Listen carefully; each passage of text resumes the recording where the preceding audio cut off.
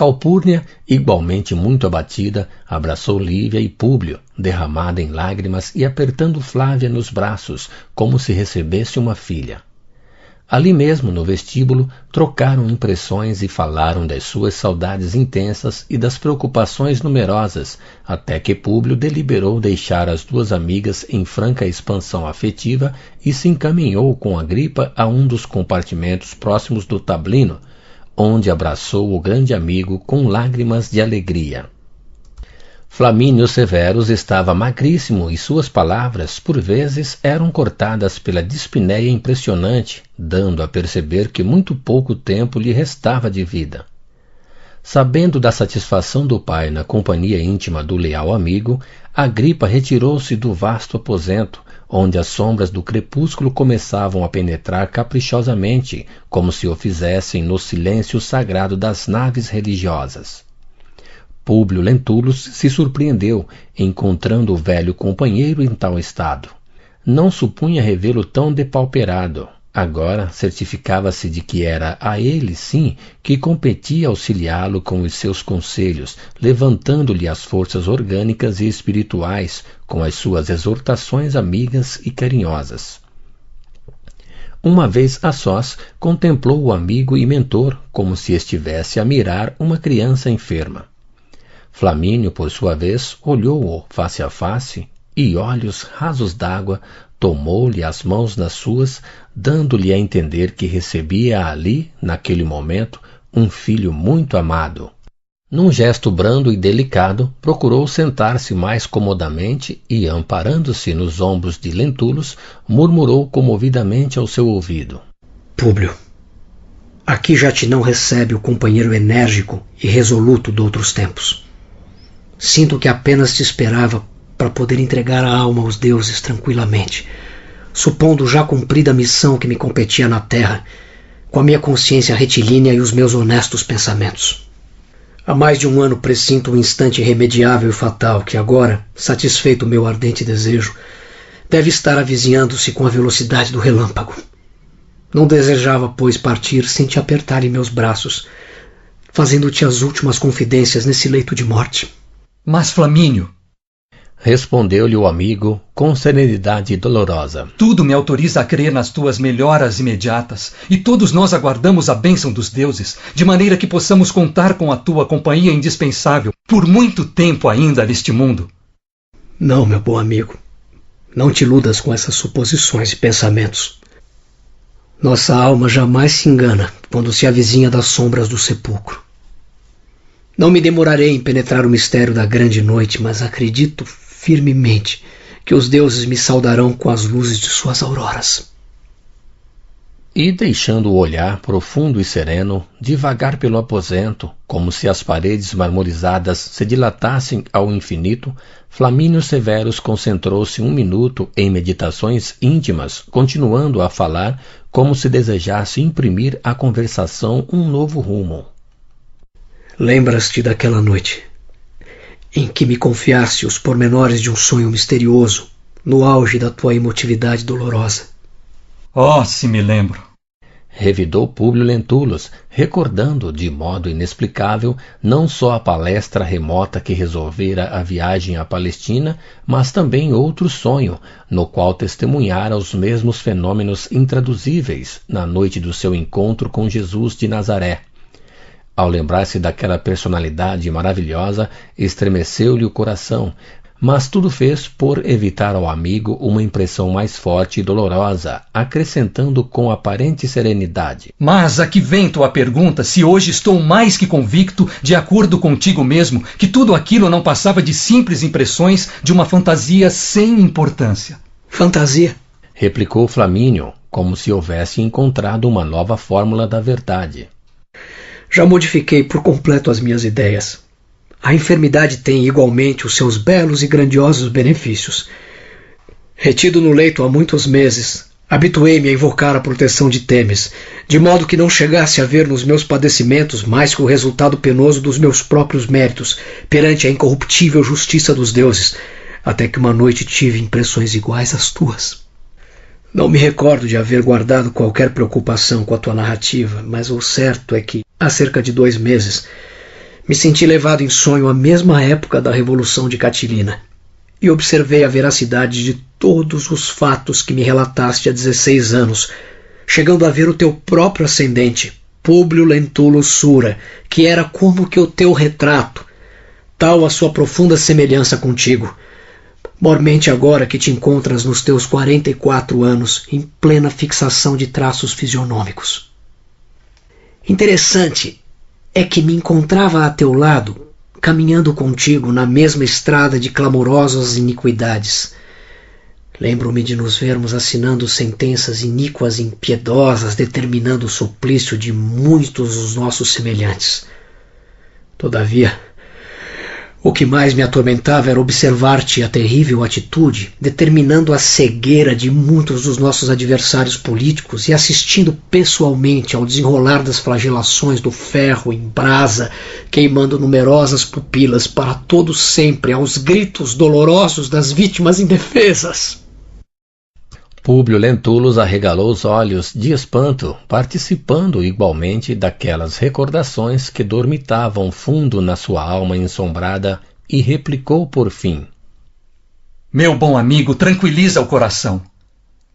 Semelhantes impressões parecem reflexos de alguma emoção mais forte, que perdurasse no âmago da tua memória, por minhas narrativas naquela noite de há tantos anos. Flamínio Severus esboçou, porém, um leve sorriso, como quem compreendia a intenção generosa e consoladora, redarguindo com serena bondade: Devo dizer-te, Públio, que esses quadros não me apavoraram, e apenas te falo desse complexo de emoções porque tenho a certeza de que vou partir desta vida e ainda ficarás, talvez por muito tempo, na crosta deste mundo. É possível que as recordações do teu espírito aflorem novamente, e então quero que aceites a verdade religiosa dos gregos e dos egípcios. Acredito, agora, que temos vidas numerosas através de corpos diversos. Sinto que meu pobre organismo está prestes a desfazer-se. Entretanto, meu pensamento está vivaz como nunca, e só em tais circunstâncias presumo entender o grande mistério de nossas existências. Pesa-me, no íntimo, haver praticado o mal no pretérito tenebroso, embora haja decorrido mais de um século sobre os tristes acontecimentos de nossas visões espirituais. Todavia, aqui estou diante dos deuses, com a consciência tranquila. Públio ouvia-o atentamente, entre penalizado e comovido. Procurava dirigir-lhe palavras confortadoras, mas a voz parecia morrer-lhe na garganta, embargada pelas emoções daquele doloroso momento. Flamínio, porém, apertou-o de encontro ao coração, com os olhos rasos de pranto, sussurrando-lhe ao ouvido: Meu amigo, não tenhas dúvidas sobre as minhas palavras. Quero crer que estas horas sejam as últimas. No meu escritório estão todos os teus documentos e o memorial dos negócios de ordem material que movimentei em teu nome, na tua ausência, e no concernente aos nossos problemas de ordem política e financeira. Não encontrarás dificuldade para catalogar convenientemente todos os papéis a que me refiro. Mas, Flamínio, replicou Públio com enérgica serenidade, acredito que teremos muito tempo para cuidar disso. Nesse momento, Lívia e a filha, Calpurnia e os rapazes acercaram-se do nobre enfermo, trazendo-lhe sorriso amigo e palavras consoladoras. O doente deu mostras de ânimo e alegria para cada um deles, encarecendo o abatimento de Lívia e a beleza exuberante de Flávia, com palavras meigas e quentes. Ficando a sós novamente, o generoso senador, que a moléstia desfigurara entre os linhos claros do leito, exclamou com bondade: Eis, meu amigo, as borboletas risonhas do amor e da mocidade, que o tempo faz desaparecer, célere, no seu torvelinho de impiedades. E baixando a voz, como se quisesse transmitir ao amigo uma delicada confidência da alma, continuou a falar pausadamente: Levo comigo, para o túmulo, numerosas preocupações pelos meus pobres filhos. Dei-lhes tudo o que me era possível em matéria educativa e, embora reconhecendo que ambos possuem sentimentos generosos e sinceros, Noto que os seus corações são vítimas das penosas transições dos tempos que passam, nos quais temos o desgosto de observar os mais aviltantes rebaixamentos da dignidade do lar e da família. Agripa vem fazendo o possível por se adaptar aos meus conselhos, entregando-se aos labores do Estado, mas Plínio teve a pouca sorte de se deixar seduzir por amigos pérfidos e desleais, que não desejam senão a sua ruína e o arrastam aos maiores desregramentos nos ambientes suspeitos de nossas mais altas camadas sociais, levando muito longe o seu espírito de aventuras. Ambos me proporcionam os maiores dissabores com os atos que praticam, testemunhando reduzidas noções de responsabilidade individual, esbanjando grande parte da nossa fortuna própria. Não sei que futuro será o da minha pobre Calpurnia se os deuses não me permitirem a graça de buscá-la em breve no exílio de sua saudade e da sua amargura depois da minha morte. Mas a mim, respondeu com interesse o interpelado, eles se me afiguram dignos do pai que os deuses lhes concederam, com a sua gentileza generosa e com a fidalguia de suas atitudes. Em todo caso, meu amigo, não podes esquecer que tua ausência de Roma foi muito longa e que muitas inovações se processaram nesse período. Parecemos caminhar vertiginosamente para um nível de absoluta decadência dos nossos costumes familiares, bem como os nossos processos educativos, a meu ver, desmantelados em dolorosa falência. E como se desejasse trazer de novo a conversação para os assuntos de ordem imediata da vida prática, acentuou. Agora que vejo tua filha, esplendente de mocidade e de energia, renovo intimamente meus antigos projetos de trazê-la para o círculo da nossa comunidade familiar. Era meu desejo que Plínio a desposasse, mas meu filho mais moço parece inclinado a comprometer-se com a filha de Sálvio, não obstante a oposição de Calpurnia a esse projeto.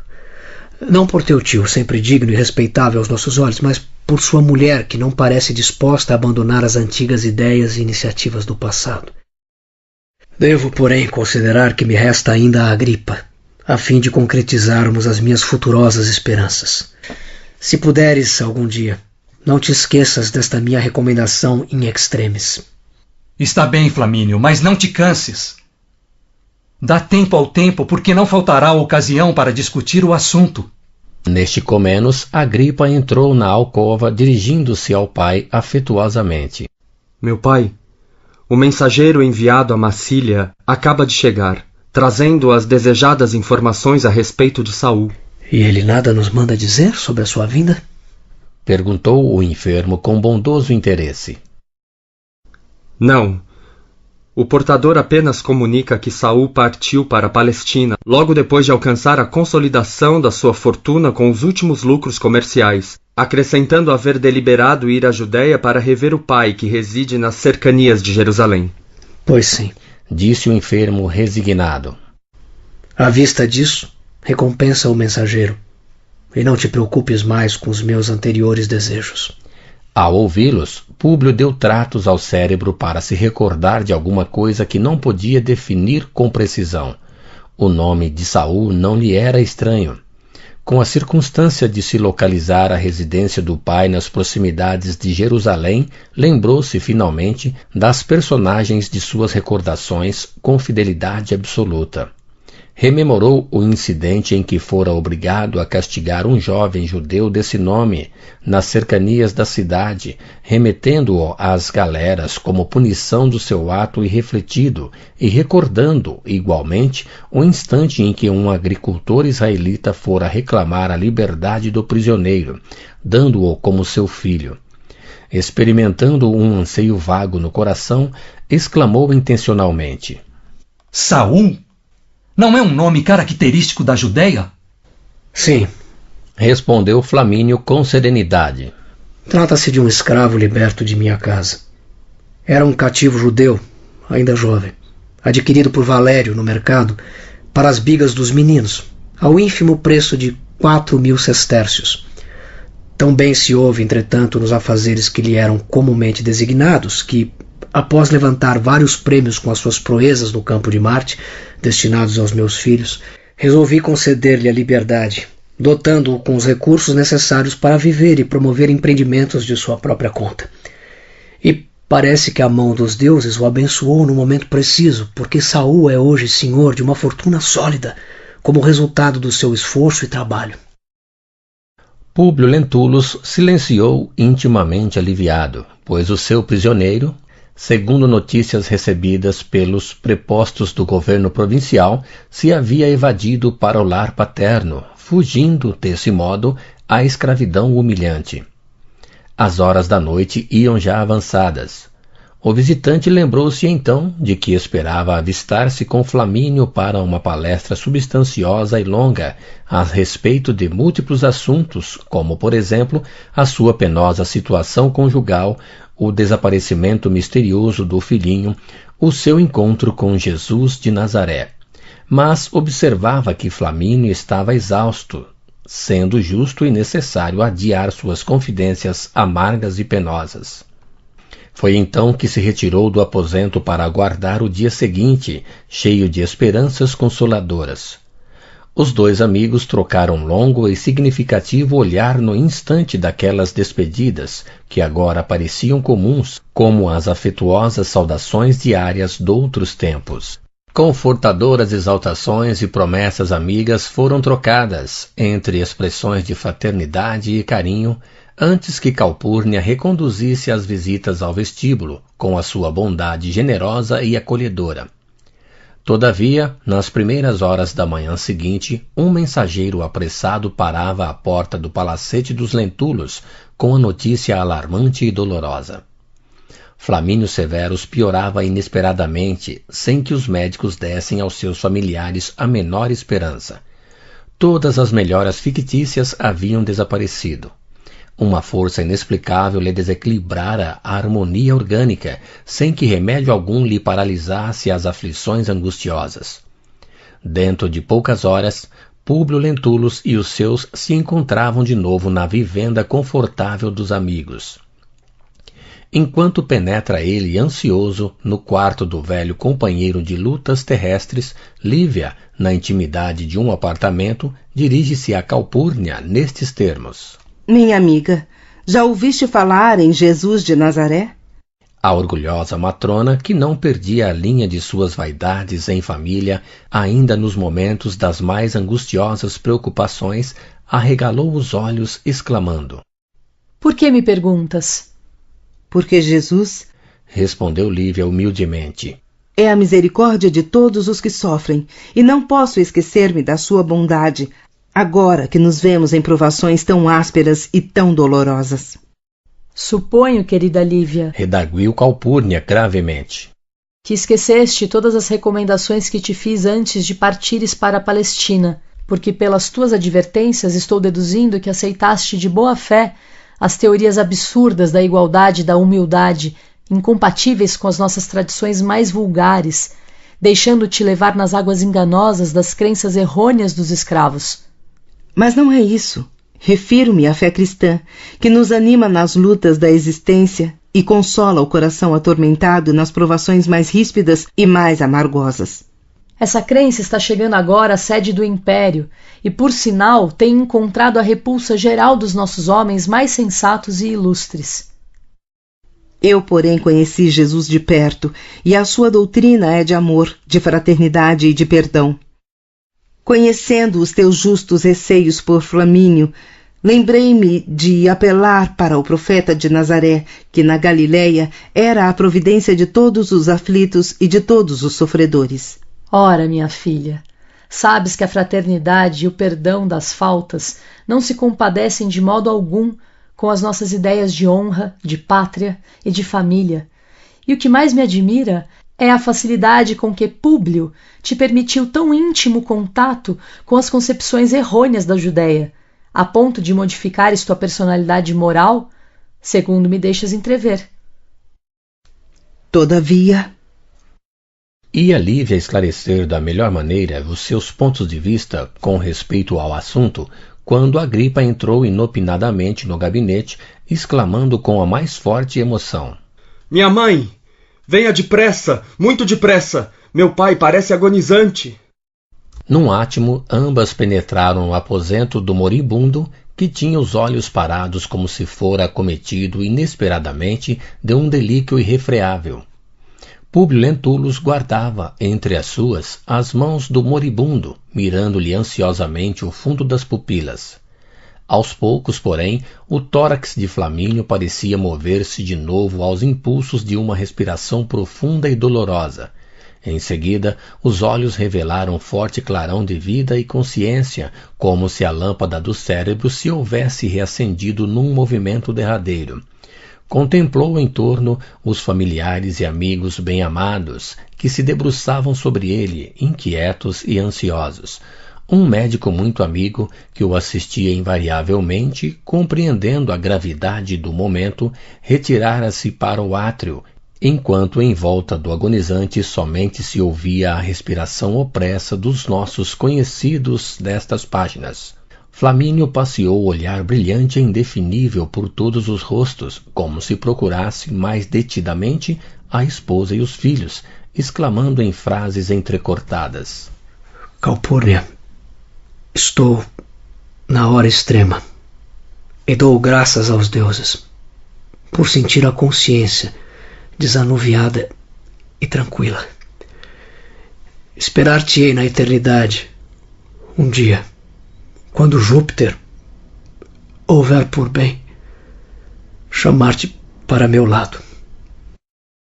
A veneranda senhora ocultou o rosto nas mãos, dando expansão às lágrimas, sem conseguir articular palavras.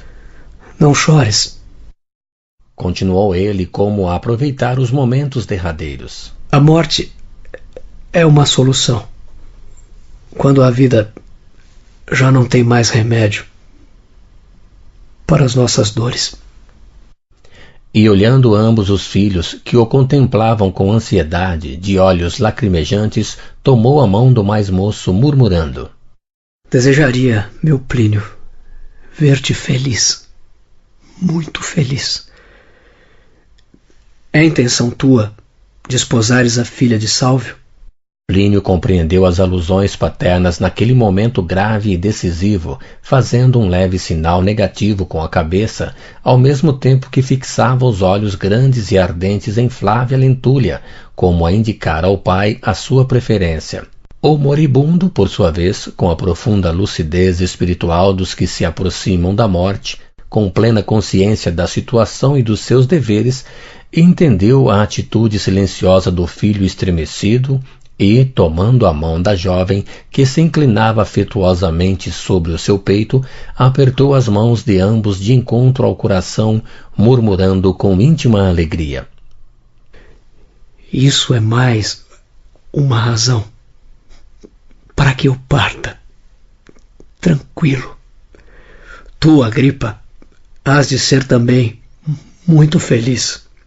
E tu, meu caro Públio, junto de Lívia, haverás de viver. Todavia, um soluço mais forte escapara-se-lhe inopinadamente, e a sucessão dos singultos violentos e dolorosos obrigou-o a calar-se, enquanto Calpurnia se ajoelhava e lhe cobria as mãos de beijos. Lívia, também genuflexa, olhava para o alto como se desejasse descobrir os seus arcanos. A seus olhos apresentava-se aquela câmara mortuária repleta de vultos luminosos e de outras sombras indefiníveis que deslizavam tranquilamente em torno do moribundo. Orou no imo d'alma, rogando a Jesus força e paz, luz e misericórdia para o grande amigo que partia.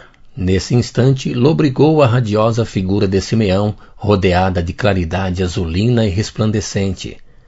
Flamínio agonizava. À medida que transcorriam os minutos, os olhos se lhe tornavam vítreos e descoloridos. Todo o corpo transudava um suor abundante que alagava o linho alvíssimo das cobertas. Lívia notou que todas as sombras presentes se haviam também ajoelhado e somente o vulto imponente de Simeão ficara de pé, como se fora uma sentinela divina, colocando as mãos radiosas na fronte abatida do moribundo. Notou então que seus lábios se entreabriam para a oração, ao mesmo tempo que doces palavras lhe chegavam, nítidas, aos ouvidos espirituais. Pai nosso, que estais no céu, santificado seja o vosso nome. Venha a nós o vosso reino de misericórdia, e seja feita a vossa vontade, assim na terra como nos céus. Nesse instante, Flamínio Severus deixava escapar o último suspiro. Marmórea palidez lhe cobriu os traços fisionômicos, ao mesmo tempo que uma infinita serenidade se estampava na sua máscara cadavérica, como se a alma generosa houvesse partido para a mansão dos bem-aventurados e dos justos. Somente Lívia, com a sua crença e a sua fé, pôde conservar-se de ânimo sereno entre quantos a rodeavam no doloroso transe. Públio Lentulus, entre lágrimas comovedoras, certificava-se de haver perdido o melhor e o maior dos amigos. Nunca mais a voz de Flamínio lhe falaria das mais belas equações filosóficas sobre os problemas grandiosos do destino e da dor nas correntes intermináveis da vida.